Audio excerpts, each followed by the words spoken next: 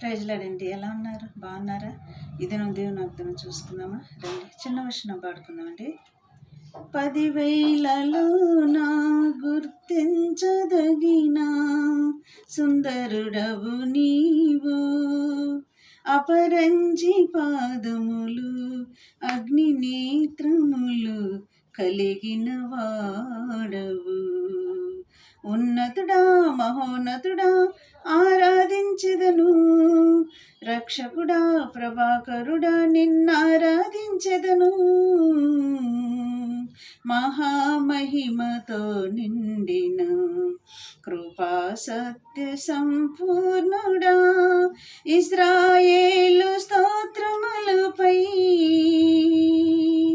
ఆసీనుడా యేసయ్యా, నా స్తుతుల సింహాసనం నీ కోసమే యేసయ్యా.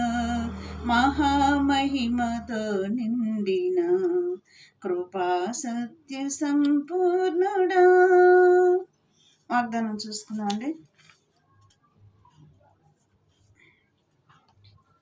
విద్యోపదేశ కాండము 15వ అధ్యాయము 11 చూసుకుందామండి. నీ దేవుడైన యెహోవా నీ కార్యములన్నిటిలోనూ నీవు చేయి ప్రయత్నములన్నిటిలోనూ నిన్ను ఆశీర్వదించును గాక. ఇది నువ్వు వాగ్దానం అండి. ఏమంటున్నారు ఇక్కడ? దేవుడు మనల్ని ఆశీర్వదిస్తానని చెప్తున్నాడు. మరి నీ దేవుడైన యెహోవా నీ కార్యములన్నిటిలోనూ నీవు చేయి ప్రయత్నములన్నిటిలోనూ నిన్ను ఆశీర్వదించును గాక అంటున్నాడు.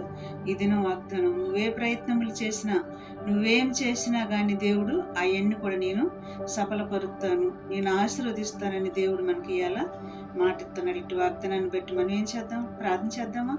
ప్రార్థన చేద్దామండి. బైబిల్ చదవండి, ప్రార్థన చేయండి, ప్రభు రాకడికి సిద్ధపాటు కలిగి ఉండండి. కళ్ళు మూసుకోండి. స్తోత్రములు ప్రభా. ఇటు మాటలు వింటున్న బిడ్డలు, చూస్తున్న బిడ్డల హృదయంలో నీరు గట్టి ఫలింపు చేసి ప్రతి ఒక్కరిని కూడా నీ రాకడికి సిద్ధపరిచి వారి వారి సమస్యల నుంచి విడిపించి బలపరిచి సహాయం చేయమని నజరేయుడైన యేసుక్రీస్తు నామములో నేను అడిగి వేడుకుంటున్నాను తండ్రి. ఆమేన్. God bless you.